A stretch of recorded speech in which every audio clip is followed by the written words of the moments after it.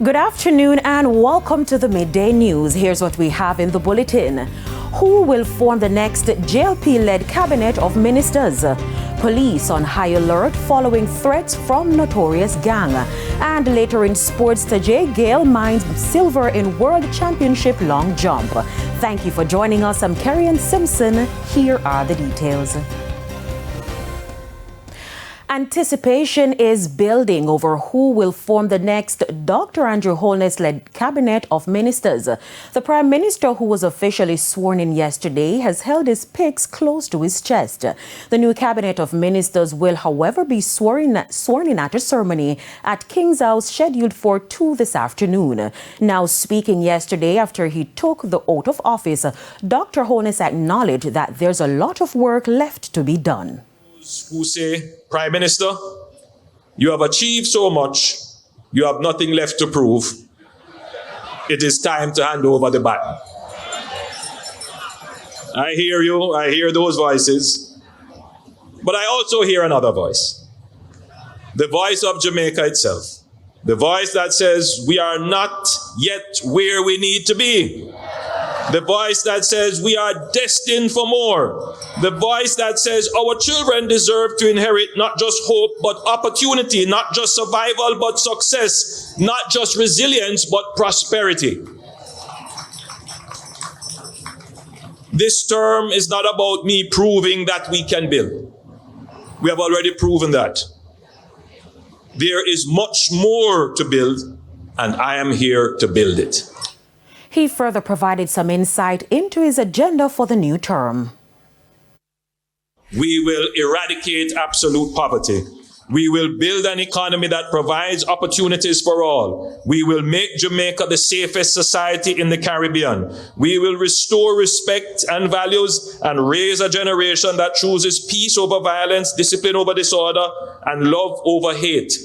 We will build a transformative education system that will produce a generation of confident and innovative problem solvers. We will make Jamaica the most efficient and least corrupt jurisdiction to do business. We will make Jamaica a socially just and equitable place.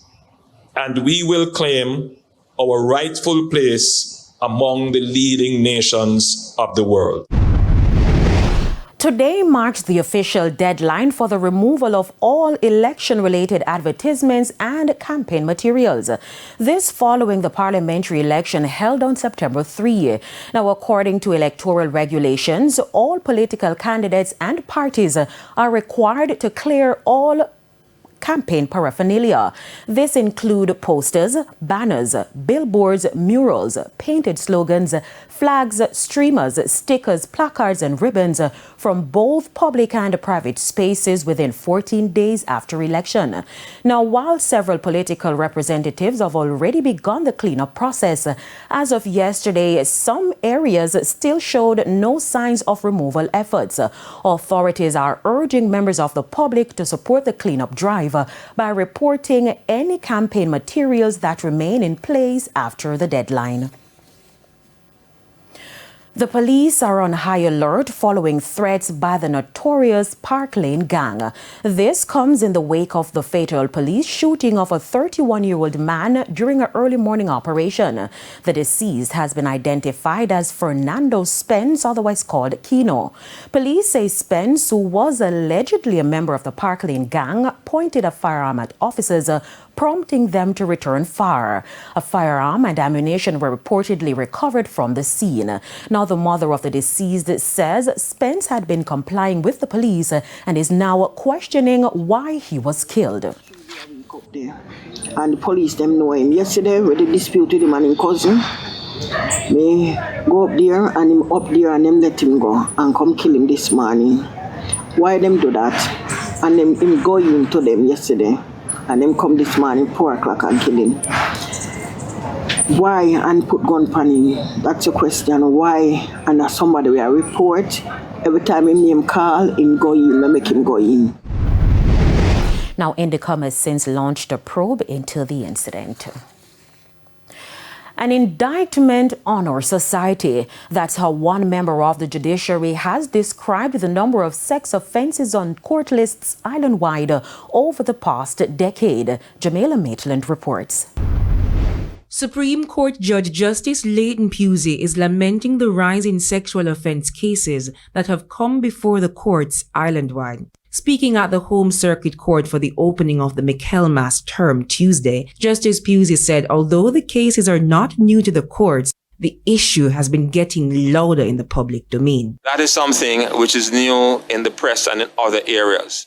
These are matters that we have been saying in court for maybe the last 10 years, Madam Director, or more.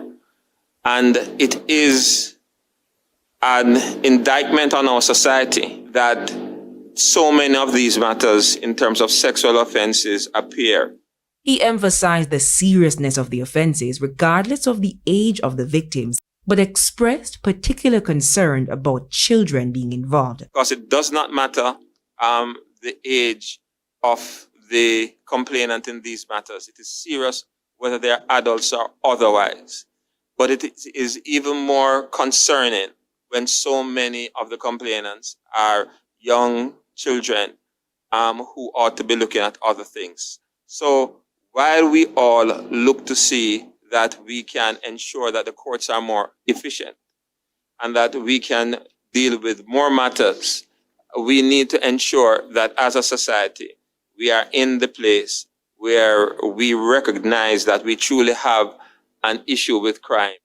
Looking to the future, Justice Pusey called for greater collective responsibility in tackling crime and supporting victims and witnesses. To be able to encourage persons to stand up and give evidence. We need to be able to deal with persons as a society, and especially the arms of government who have these particular responsibilities. We need to have situations where those persons who come to court as witnesses or to support witnesses don't feel ostracized and have to feel as if they are being persecuted by coming to court. We need to make giving evidence something which is easier and that it is something that is welcome. Jamaica Maitland, TVJ News. To other news, in the ongoing fight against dengue, the St. James Health Department is reporting that extensive focus was placed on schools ahead of the new academic year. Speaking at the recent Municipal Corporation monthly meeting, Chief Public Health Inspector for the parish, Sharika Lewis, said over 100 communities and 30 schools were visited and treated for mosquito breeding.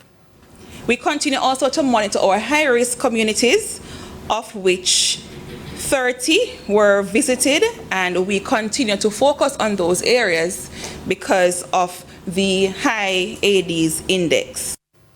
She also said the health department has made significant gains in identifying the Anopheles mosquito, which is a vector of malaria across the parish. We have inspected a total of 16,235 premises, of which 1,500 were found to be positive for mosquito breeding. Hence, our current Aedes index is at 9.8%. Our premises that have positive containers are 18 per 100 homes. We continue to be doing well in this area where we find that residents are maintaining their containers. In the meantime, with the resumption of classes, school administrators and parents are being advised to monitor children with respiratory symptoms and to get them treated as soon as possible. It is time for a break, but stay with us, more stories when we return.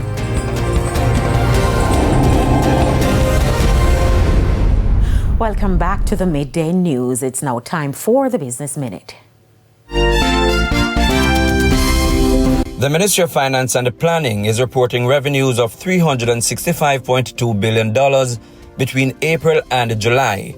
That's $7.7 billion, or just over 2% more than projected.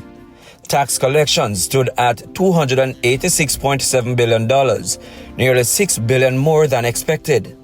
Government spending came in lower than planned at $374.8 billion, leaving a fiscal surplus of $457 million. The projection had been for a deficit of $11.7 billion.